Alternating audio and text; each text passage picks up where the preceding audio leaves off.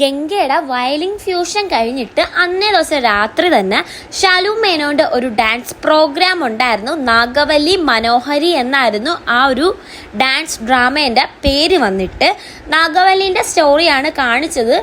ഭയങ്കരമായിട്ട് visual treat ആയിട്ടാണ് അവർ കാണിച്ചത്. ഭയങ്കരമായിട്ട് പ്രൊജക്ടറൊക്കെ യൂസ് ചെയ്ത് സ്റ്റേജിൻ്റെ അടിയൊക്കെ അതേ രീതിയിലാണ് ചെയ്തിട്ടുണ്ടായിരുന്നത്. ഒരു സിനിമ കണക്ക് ആദ്യം സ്റ്റോറി ഇങ്ങനെ ചുരുക്കി പറഞ്ഞിട്ട് അത് ഡാൻസ് കാണിച്ച് അവതരിപ്പിക്കുകയായിരുന്നു.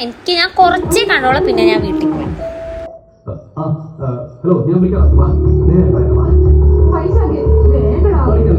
ശരിക്കും പേടിയാവുന്നടാ. ഇതിനകത്ത് പ്രേതം പെണ്ണാണോ ആണാണോ? പെണ്ണ്. പെണ്ണോ? പെണ്ണ്. പേര് നാഗവല്ലി.